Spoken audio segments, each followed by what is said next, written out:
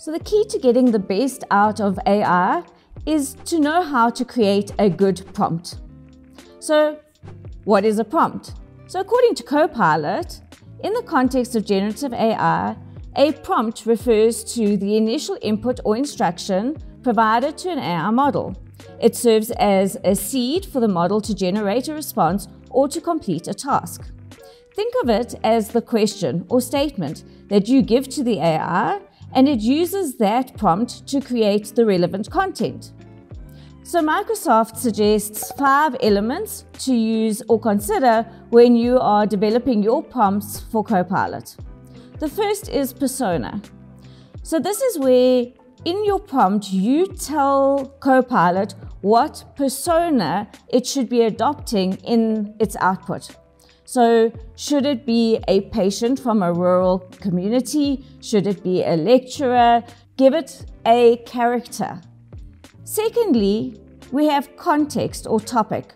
So what is the core information that you're wanting out that is related to that persona?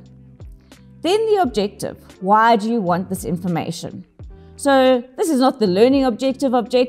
This is the objective of the response. What is it going to be used for? Then the audience. Who is going to be receiving the output? Is it for students? Is it for an audience of other lecturers? Is it for the general community? And then give it a boundary. So do you want 5 examples? Do you want it to be in 2 paragraphs? So contextualize the amount of response you are wanting. So let's take a look at a few examples of how to incorporate these 5 elements into your Copilot prompts. I've prepared them in advance, so I'm going to just copy the first one in. So simple, quick prompt. Please write the learning objectives for health sciences students to learn interviewing skills.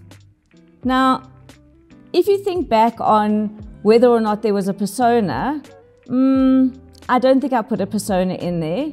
It didn't really fit most of those elements. So when we look at the output, it's given 1, 2, 3, 4, 5 learning objectives in very simple, straightforward ones. And there's nothing really that contextualizes it. So let's compare it to a prompt that follows the majority of the 5 elements that we've discussed. As an experienced health sciences educator, persona, teaching patient interviewing skills, so that's the content, to first-year undergraduate health sciences students, audience, please develop measurable learning outcomes for the theoretical knowledge and practical skills to be learned by the first-year health sciences students. So you're asking what the output needs to look like, as well as that you're containing it to knowledge and practical skills. I could also say give 3 for each or give it a specific boundary, but I think this is a good enough boundary. Let's see how the response differs. Okay, so immediately the differences start to show. For each element, it's given as a specific objective, a measurable outcome, as well as an assessment method.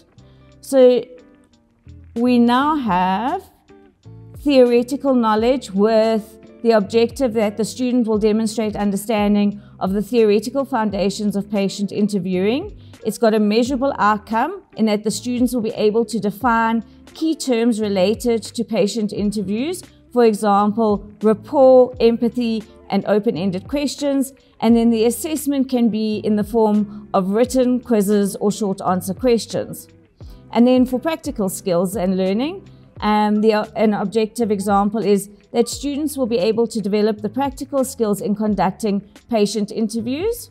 So the measurable outcome is that the students will demonstrate effective communication techniques during mock interviews.